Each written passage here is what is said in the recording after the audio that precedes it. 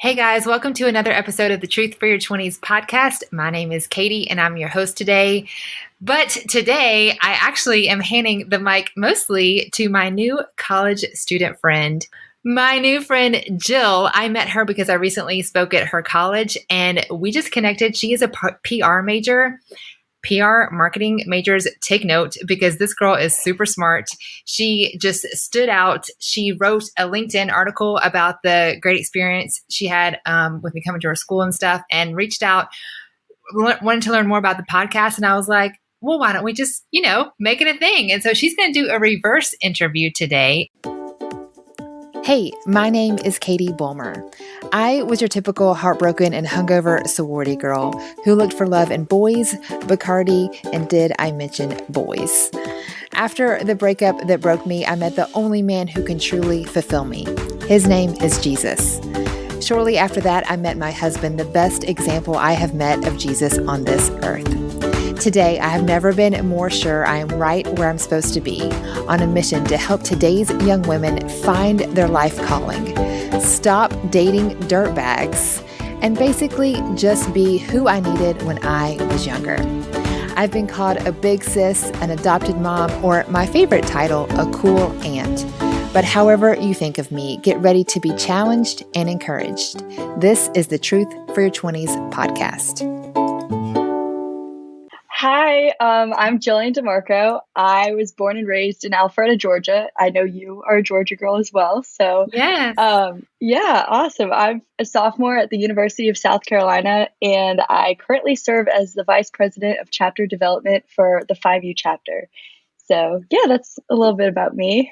I was scrolling on TikTok, and I saw this girl's recommendation about your book, actually.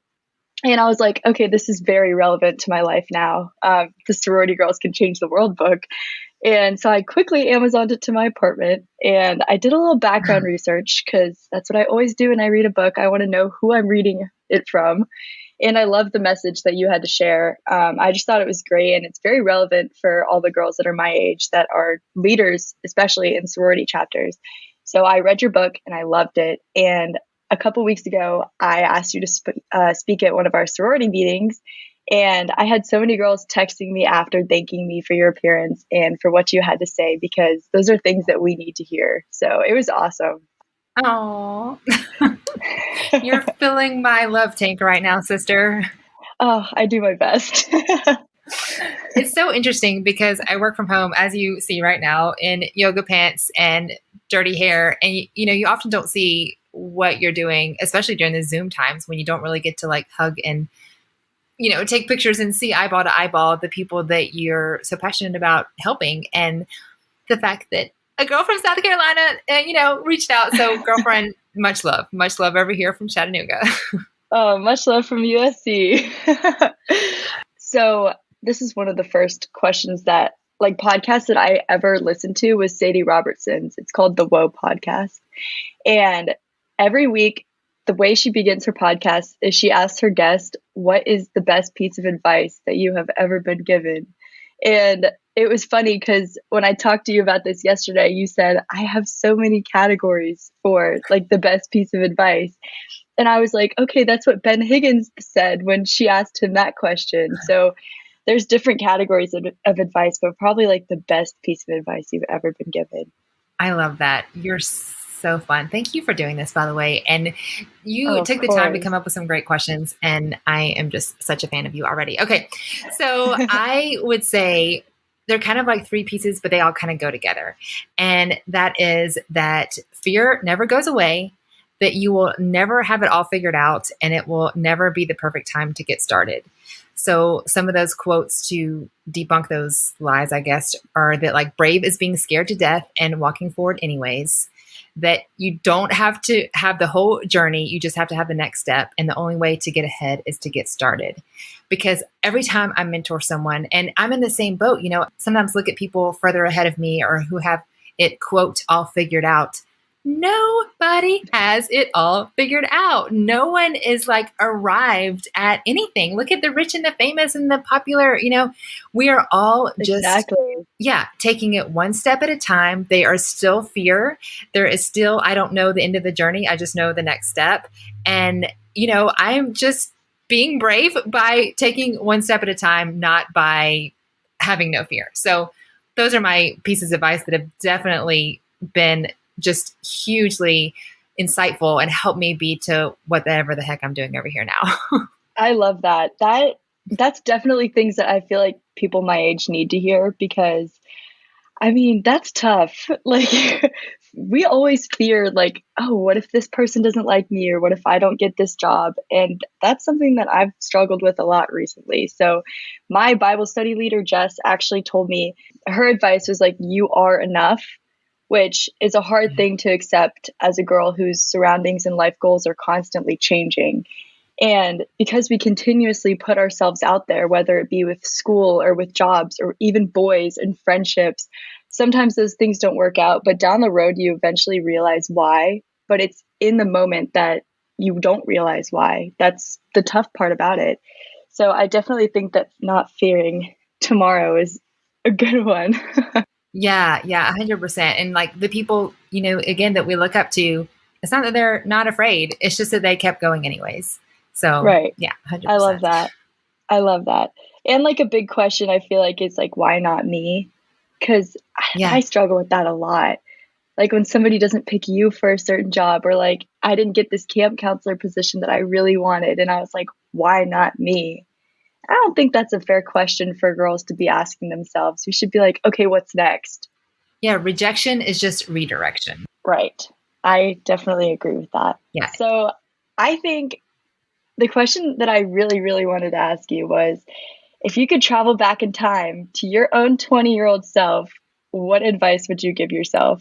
Oh my gosh. So many things. My quick answer to this is always that a boyfriend won't complete you because I searched so hard and so long and believed all those lies from Cinderella that, just the glass slipper to fit me and only me and all that junk. But I was kind of pressing into that, thinking about this question a little bit more. And really, I think that the root of that is that you teach others how you want to be treated. And that's the same with dating relationships and with work and whatever. Because my self-worth, if I put that in a boyfriend, golly, that's putting so much on another broken and sinful, imperfect human to complete me. Like that's crazy. And then the whole idea of like, and women are so bad at this, like I'm the yes girl and I say yes to all the things and do the project and I'll do the volunteer and like, yes, yes, yes. And then you're exhausted and depleted and mad at the world, but who's to blame? That would be me because I teach others how I want to be treated. And that is 100% on me. So I started noticing this like in my 20s because I was definitely the yes girl and I still struggle with this. But when people would say, oh, thank you so much for that offer, but it's not really good time in my life right now, or something simple, like a simple but grateful rejection. Thank you so much for this, but it can't work for me this semester. Or it can't work for me in the season. I was like, oh my gosh, and like taking notes of how you can say no graciously and the mad respect that I would then have for that person. And the same with dating, like, cool, this guy's paying you attention. That doesn't mean that you need to go out with him.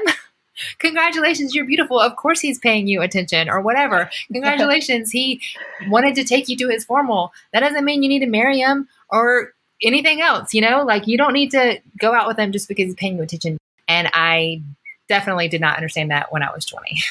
Yeah, no, I don't understand that right now either. Yeah, my I'm mom still always struggling. tells me, no, my mom always tells me that. She's like, you need to stop saying yes. Like there are good ways to say no.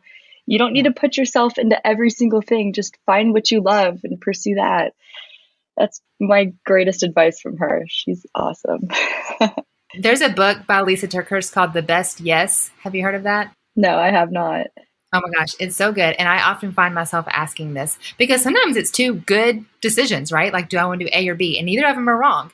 But like, what is the best yes? That simple question. Or what is the next best yes? Because perhaps you could. I love that. Yeah, perhaps you could do both within your lifetime, but you can't do both on a Wednesday, So Amen, sister. what is the next best yes for today in this hour? And that simple thing will really help bring clarification. So that's been really I helpful love for me. that. I really love that. I feel like a common theme that I found with like my friends and other college girls is the need to exceed expectation. So like meeting with grades and parents or even like social standing or in the boy world, which is a big one.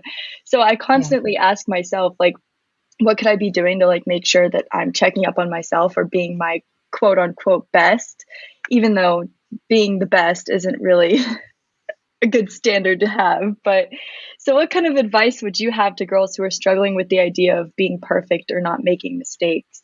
Two things. Number one, I would say perfect isn't even a thing. So, what are you truly comparing yourself to? Are you comparing yourself to someone's actual life and reality or their Instagram with their perfectly filtered pictures and their highlight reel? And we give social media a bad rap. Like, it's okay that you only put your vacation and your acceptance to nursing school. Like, that's fine that you're putting your highlight reel. But let's be honest, you're crying in your closet is probably not going to make your Instagram. You know what I mean? But we all do that. So, Yeah, it's like behind the scenes.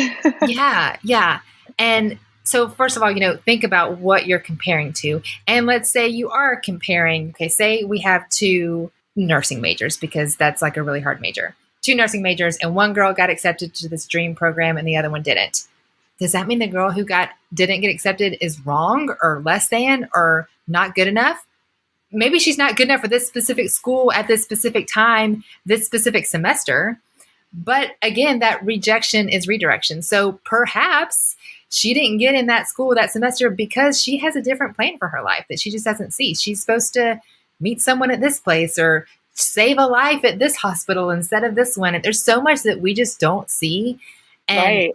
yeah, and just reframing that whole thing. So, and another way to think about all that is I know that I used to think that good people, Christians, the one in the Bible, whatever, they were the ones who had it right and did it right and were the quote perfect people, like you asked about. This is what my 20-year-old self thought. And then when I started to realize that the heroes of our faith were a bunch of misfits and outlaws and rejects, I was like, no way, this is so exciting. This means there is room for me too. And so it's reframing your thinking of, oh, I am not enough. I am not, quote, perfect. I have broken pieces and I'm, 70% when I see, quote, everyone around me is 100%, which isn't true. But celebrating that because you know that God uses the imperfect, broken people so his strength can be highlighted. So I would just start, oh my gosh, I suck at this. Awesome. That means that God's strength can be made even more perfect in my weakness. So that's what I would say about that. That's great advice. It's funny that you talk about rejection being redirection. I like that a lot because I tried to be a tour guide last fall and I made it to the final interviews out of like 180 people. And I literally missed the cut by 6 people. And I was devastated for weeks. And it was like the why not me question. It was like, like 6 people, why not me or one of them, But then a week later, I decided to run for my exec position on FIMU. And that saved my life. Like without that, I wouldn't have met you. I wouldn't have been able to do all these things through my chapter that are benefiting my life in a way that I didn't really know was possible during that time of devastation. So I like that you said rejection is redirection because it really is. It really is. And that's so true in dating relationships too. I talk about, breakups. They're like, oh, my life is over.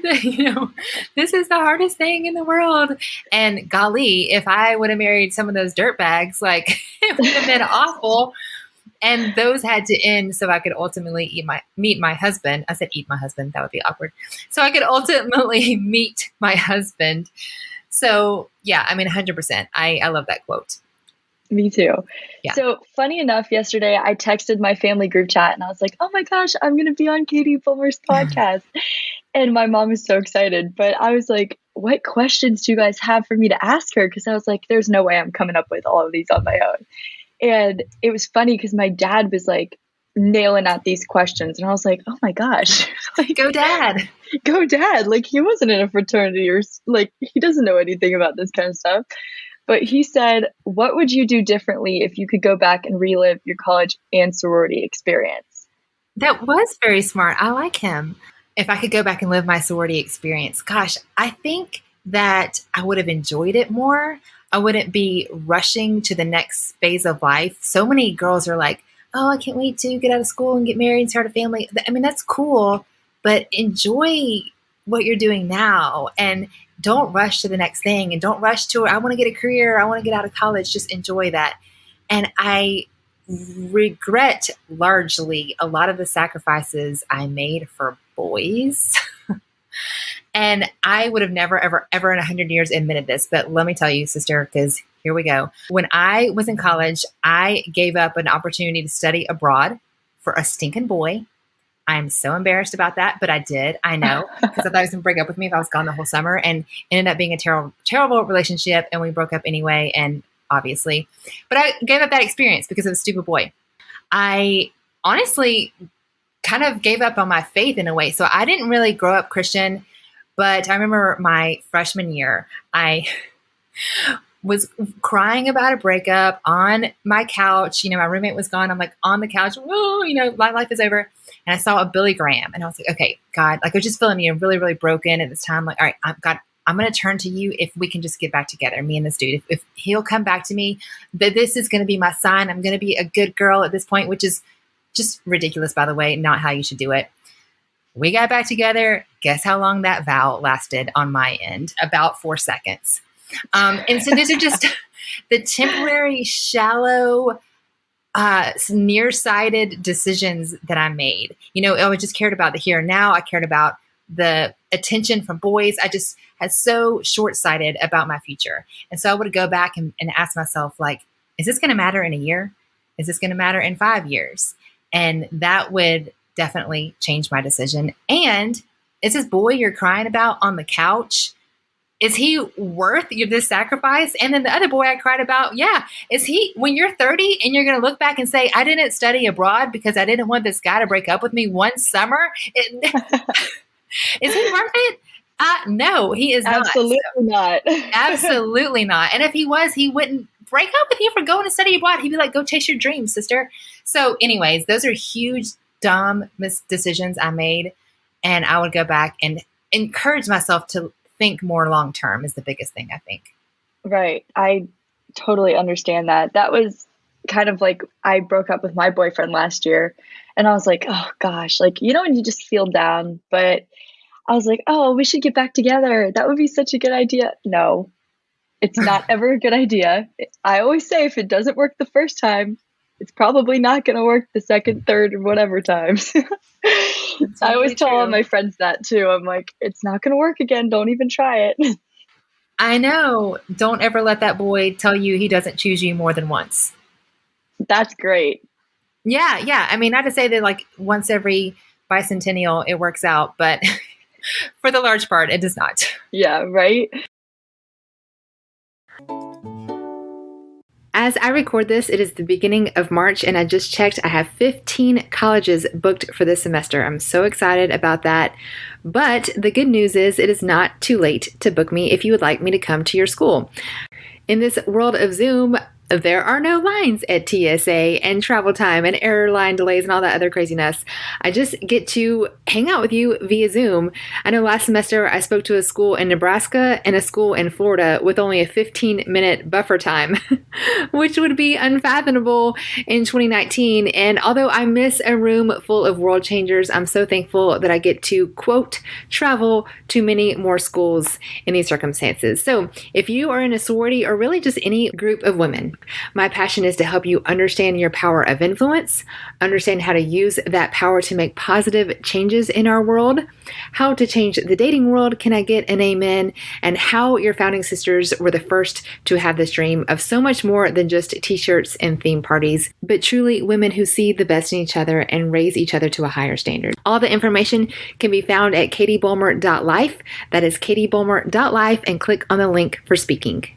Elavari Jewelry is a faith-based jewelry line with a mission to fashion your faith.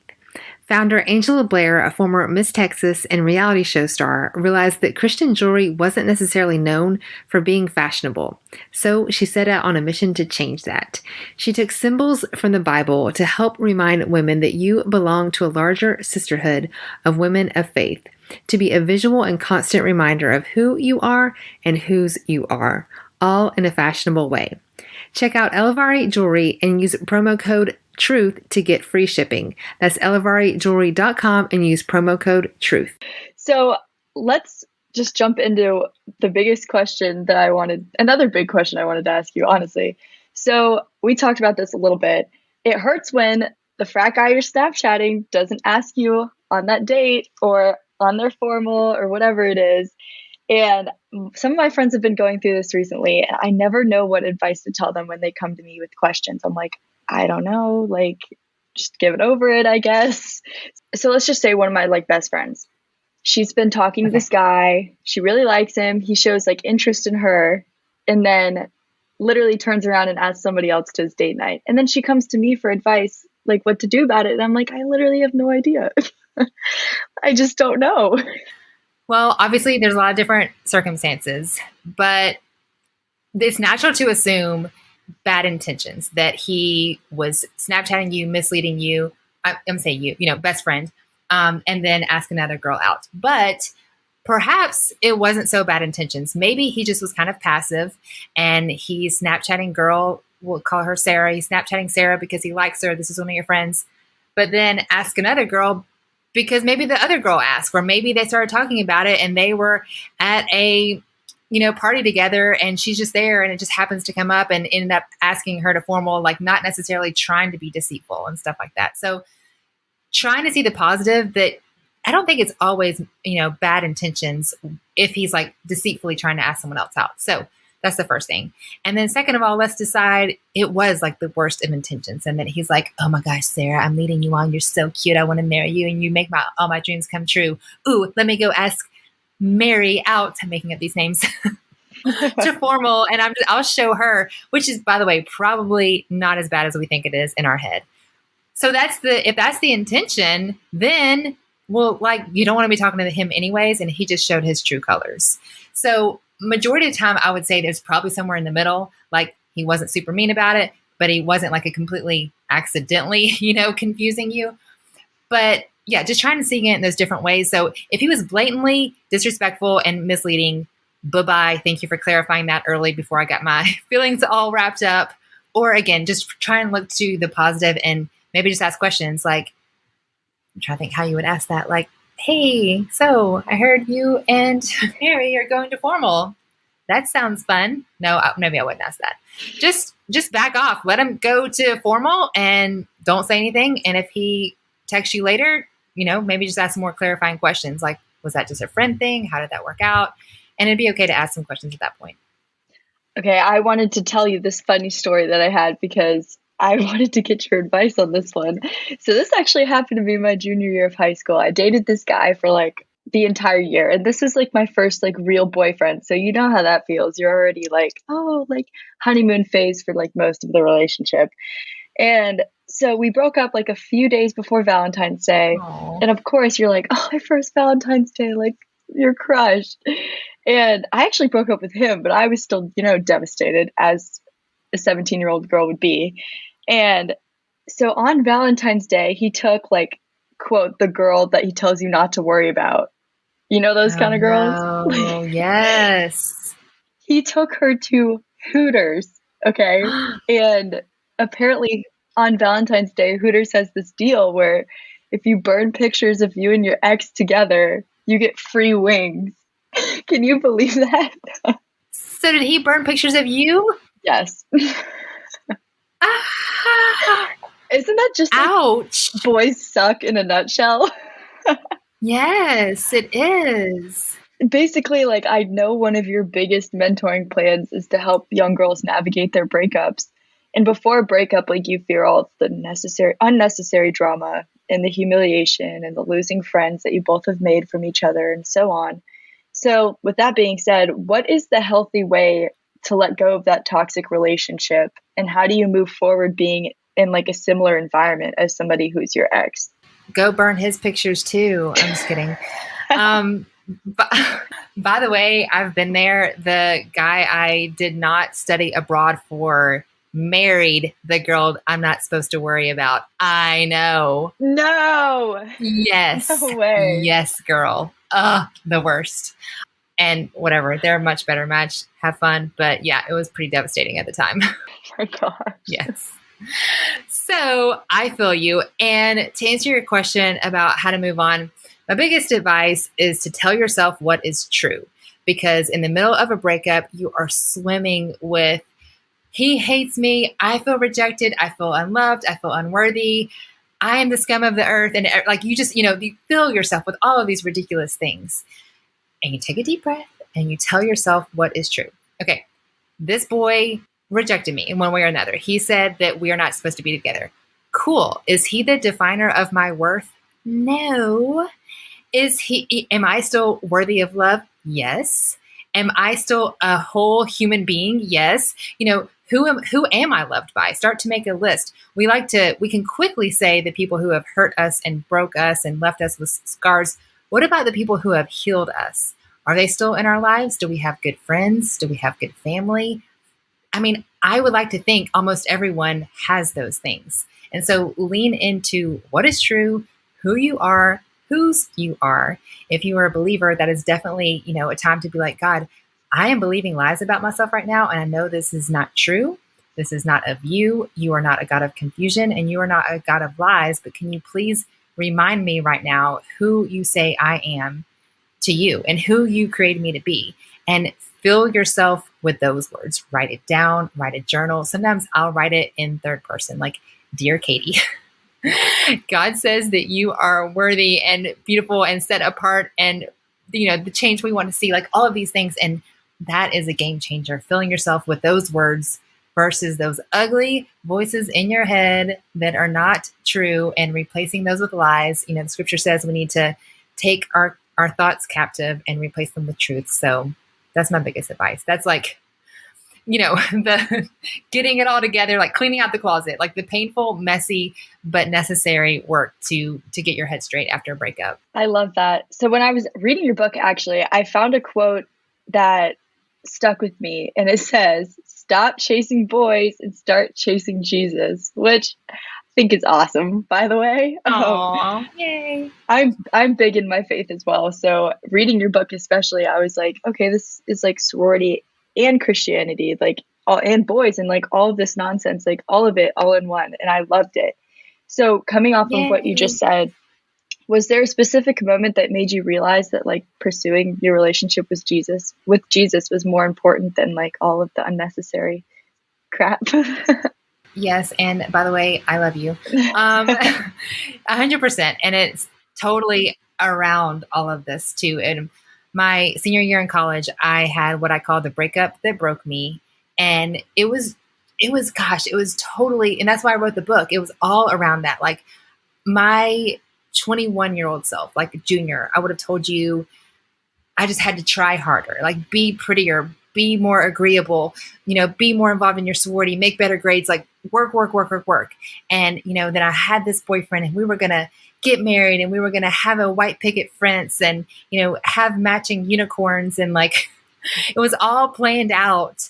And when that didn't work out, I was like, it's like I'd put all of my chips to the middle of the table. Like there was no plan B. Like I tried as hard as I could. I searched as hard as I could. Like everything within me was like, here is my plan after graduation. And he told me he wasn't going to be there. And I was like, no, and no. And I was devastated. It was like the end of me. Right. And that is when I heard the woman at the well story. And it's in John chapter 4. This sweet, amazing woman does not even have a name recorded in the scripture, but it's the longest recorded conversation with Jesus. And it was a heartbroken girl. And that conversation stood out to me just as if he was having it with me. And essentially, he was like, you have searched so hard in a boy. She was married 5 times and living with a boy who wasn't married to. I like to think she was doing the ancient day walk of shame in her boyfriend's toga. I like to modernize it. Anyways, And Jesus met her there and was like, you're never going to find worth in another sinful human being. Like, you're not going to. I know you've tried super hard and you're not going to. And gosh, think about how heartbroken I was. This is when a woman couldn't buy property, couldn't have a job, was destitute without a man. So her worth was tied up in a man even more than our current day. And yeah, so he met her there and it met me there too. And it was essentially, the verse that stood out to me was, I came to give you eternal water so you'll never thirst again. And it was like, what? There's a way to get off this hamster wheel. There's a way to be fulfilled and thirst, quench my thirst that I've had for so long. And that's when I turned to Jesus and everything changed. And the next guy I dated was my husband. So, yeah. I love that. That's so sweet. That's like every girl's like, aw story, Yes. And he was so different than any other guy I dated. And that breakup that broke me, I look back and like, oh my gosh, thank God, he wasn't anywhere close to the kind of believer my husband is. And yeah, I'm just, again, this is the theme of our podcast, that rejection is redirection. I love that. That's going to be my life motto from now on. So you talked about him not wanting to be there like after college. That's a rough one. I mean, I know so many people struggle with the idea of like, what's next after these 4 years or however long you're in school for. So I think what I want to ask is, what kind of advice do you have for college girls who are preparing for the working world, and just like how to move past like the 4 years that you just went through, like having pretty much the time of your life? Yeah, that's a great question. And I love that, because when you go from high school to college, you don't realize it, but the red carpet is really rolled out. Like, here's a sorority, here's a club. Freedom. Well, yeah, and community, You're automatically surrounded by people your age, with similar interests, with similar passions, and you're, of course, going to make a ton of friends, and it's just natural to find community. But then, especially if you move away after graduation, so you're, in South Carolina, say you move to another city, and it's like, okay, cool. Welcome to the town. Welcome to your job. Here's your badge. Get to work. And obviously, I hope they're nice and welcoming, but there is definitely not natural ways to make community in the real world. And a lot of 20-somethings struggle with this.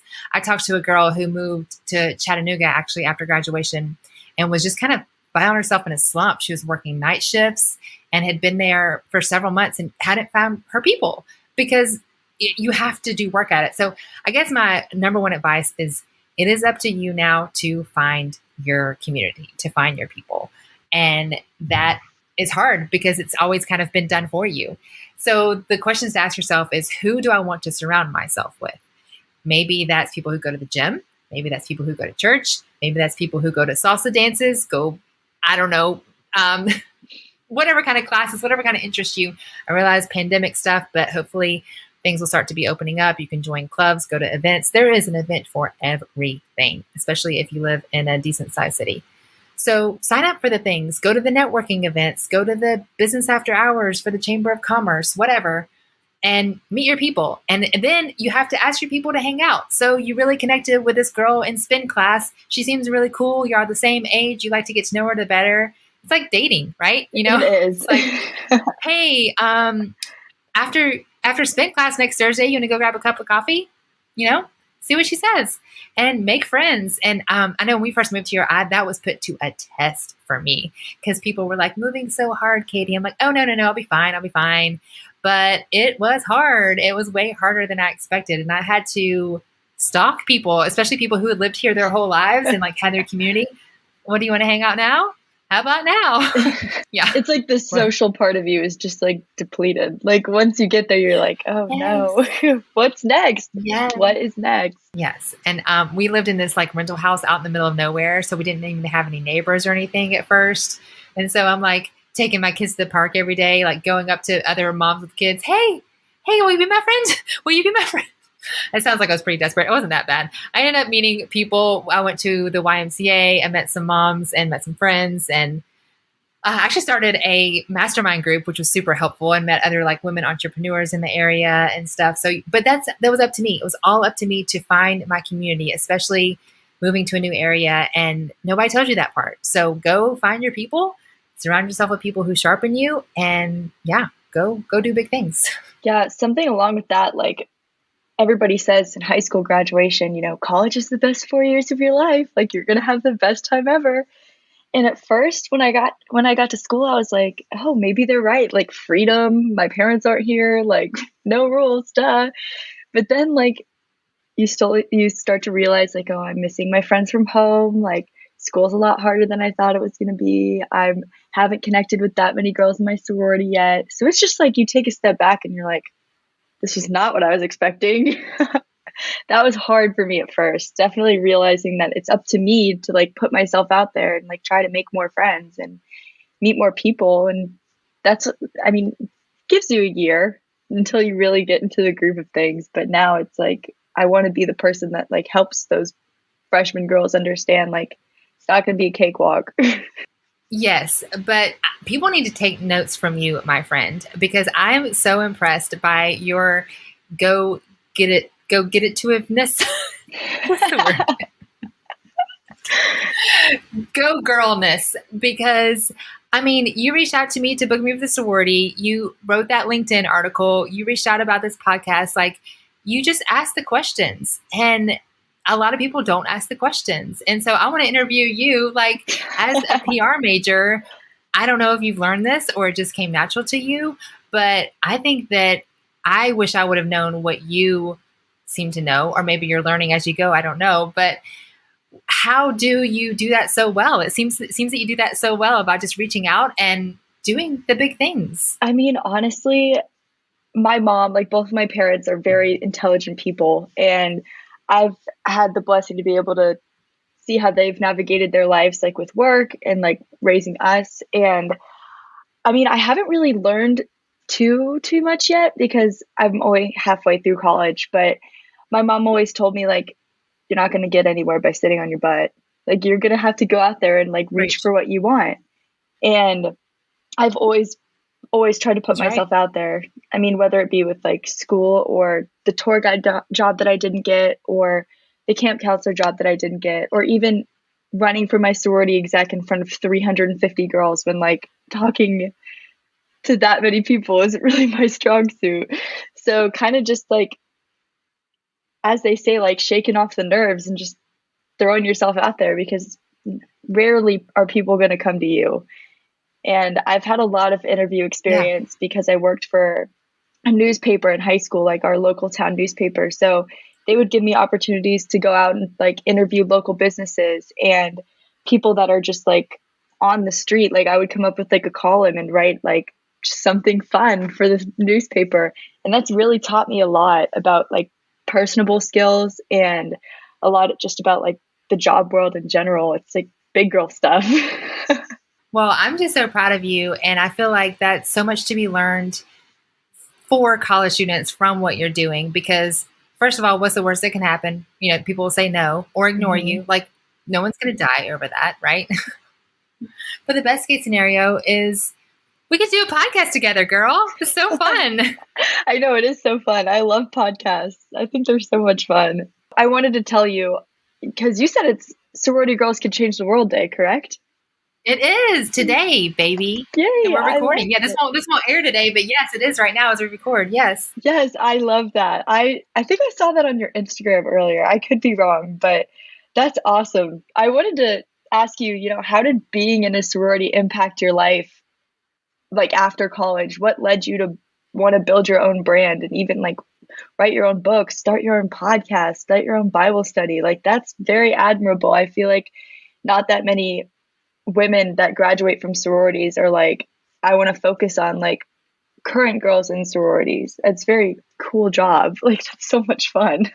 Yes. Well, it was not on my own gumption, I guess you could say. I left college and was like, peace out. That was fun. Goodbye. And I did my job in marketing. I worked when I first graduated in advertising. I made local commercials and stuff. Well, first I ran away to New York and then I did commercials. Anyway, so I worked in just different forms of media and advertising and stuff. And everything I'm doing now was a whole like God thing. I was busy doing all the things. And if you listen to my podcast, I talk often about I had a total like meltdown in our walk-in closet. Please tell me somebody has had one of those, like just one of those, like, Yes. oh, my life is hard. And I was like doing all the quote Christian things, and I was busy like legit saving homeless people. I'm an Enneagram 3, so I have to do everything like big. I have to be the quote best at it. Ridiculous. Anyways, so I'm like crying because, in short, I tried to help someone.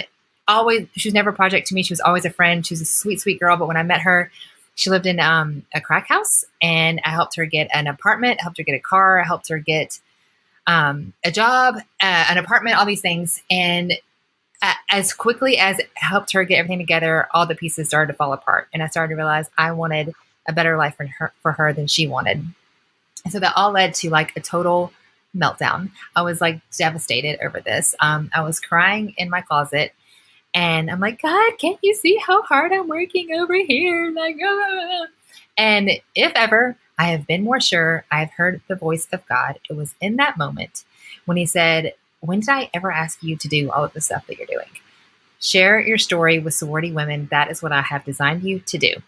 And I was like, oh, well, that makes more sense than the light bulb came on.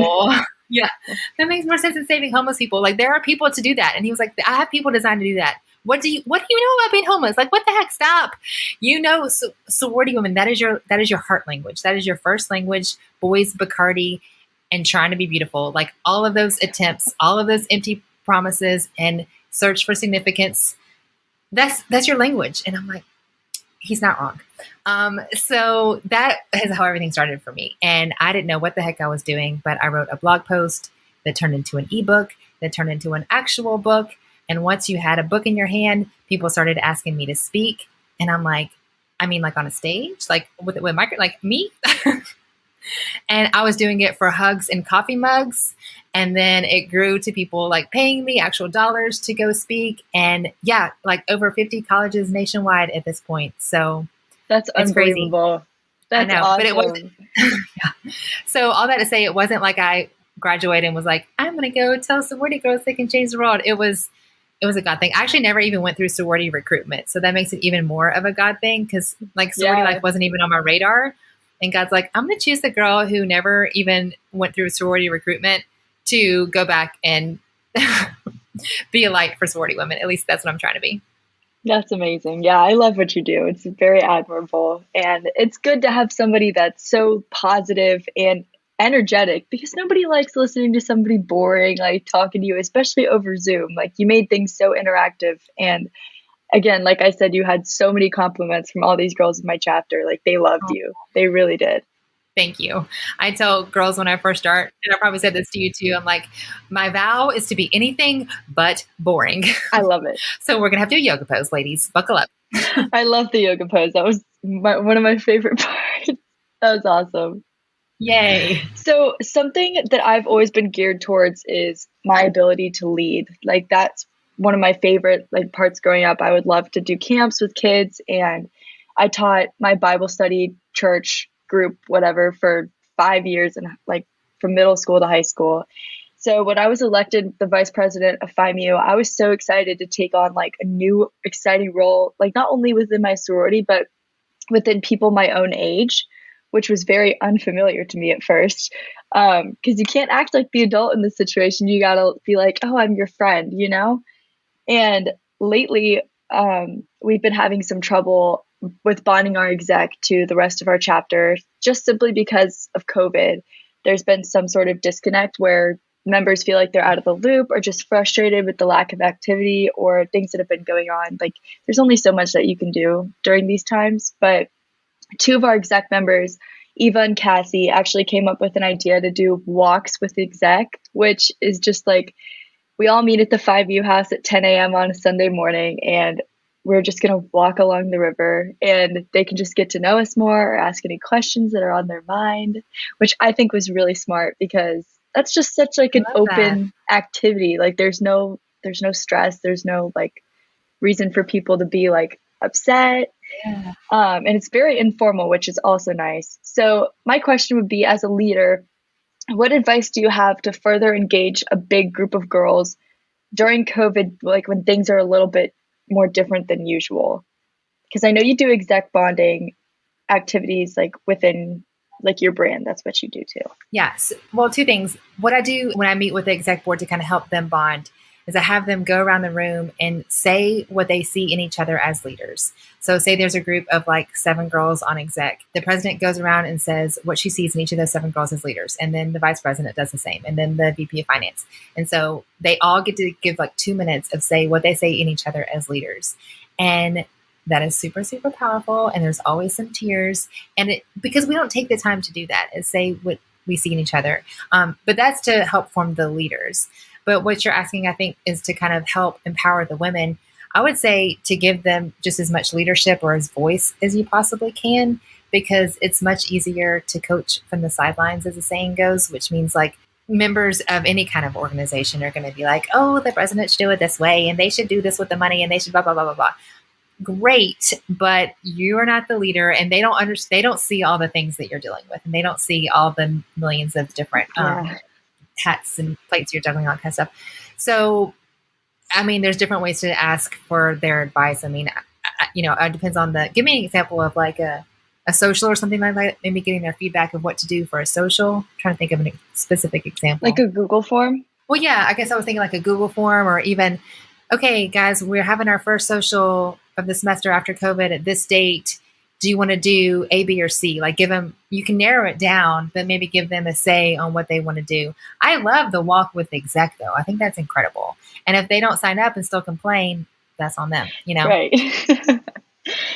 So getting to know you, like, tearing down the walls. If you think that they can't come to you, that's 100% tearing that down by having this weekly or however often you do it, walks with exec. I think that's incredible. Just asking for their opinions, asking for their feedback. And, it's tricky because if you can't ask for too open-ended of a question, like, what do you think we should do next semester? No, because then you're going to get like 700 people, different opinions. So I would just say, narrow it down A, B, or C. Like, what do you think we should do here?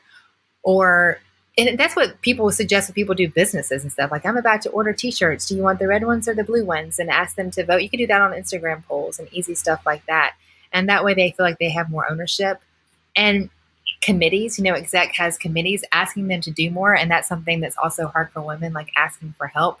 But you're not only asking for help to, alleviate you're asking for help to empower them. And so you're giving them actually a role and a responsibility, which adds value to them and to, your chapter by giving them that responsibility. So making sure exec members utilize their board and the people that are on their team. Yeah, I love that. That's a really good response. It's definitely difficult when there's been so many restrictions on what we're not allowed to do and what we are allowed to do recently. So things are starting to open up and like become a little bit more normal. So we're definitely allowed to have more of like an array of like options, which is, I think, going to help a lot. And I feel like a lot of chapters are also struggling with the same thing. Because I'm in a VP group chat of FIMUs and they're like, what do I do? Like, girl, I don't know. And kudos to you for being a leader during these times, because there is no manual of how to be a VP of your sorority during a global pandemic, Right. And you're figuring that out and you're defining that and you're doing a great job. So kudos to everyone who's an exec during these times. Thank you. It's definitely tough, but it's also helpful when there's, 14 other girls on our exec to help tie everything together. So we're definitely all trying to work together, getting each other's feedbacks for our different positions, which has definitely helped a lot more. It's also very hard trying to keep girls paying attention over Zoom. I found that so difficult, like so hard, because how do you keep somebody engaged for 20, 30, 40 minutes, whatever, how long it is. And that's why I've been trying to incorporate more like guest speakers, which is why when you came, you were like our first like real guest speaker.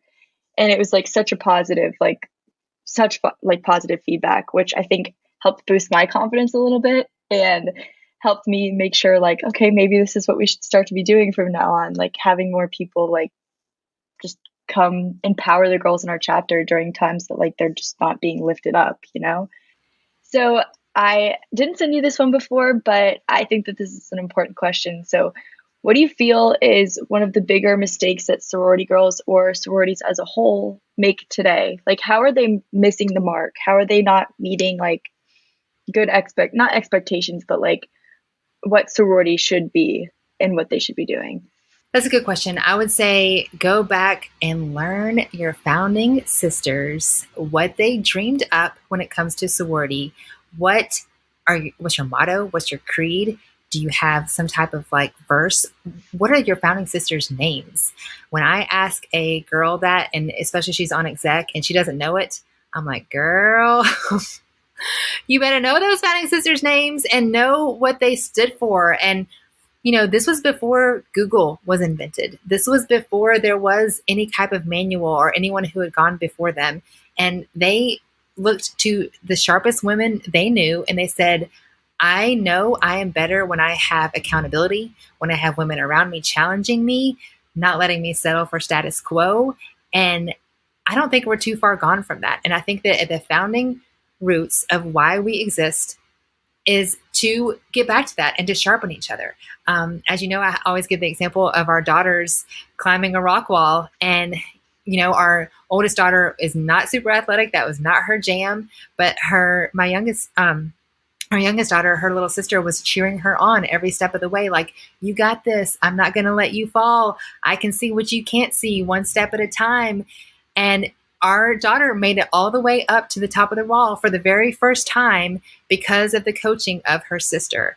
And that is, to me, like such a great picture of sorority, because sometimes we're the sister on the ground, like cheering you on. I can see what you can't see. I'm not going to let you fall. I'm here for you, sister. You better keep going. Don't text him back. Go study your chemistry homework, whatever it may be. And sometimes we're the sister on the wall, scared to death. Are you sure you got me? I don't know what I'm doing here. Please don't let me fall. Please help me one step at a time. And together, coaching each other through life, through those college years, which are confusing. You're away from home for the very first time. You're finding your footing. You're growing up. There's so much happening. And having incredible women around you calling out the best in each other. It's unstoppable. And it's a really incredible thing if we can just remember that and remember why your founding sisters dreamed it up in the first place. I love that. That was a great answer. Snaps. Snaps. That's all I have. You're awesome. Well, Jill, I appreciate you reaching out. I appreciate what you do.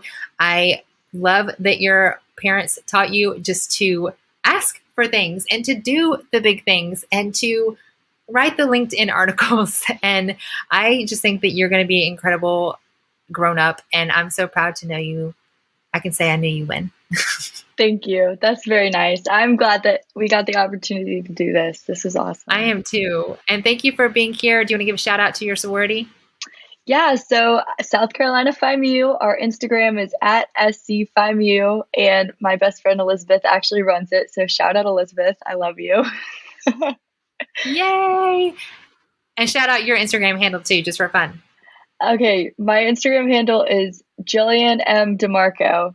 And that's DiMarco with an I. Jillian M. DiMarco. Everybody go follow her because she's awesome. All right, Jill, you're the best. Thank you so much for the reverse interview today. Yay, thank you for having me. Everything I do started with having coffee dates with my younger friends.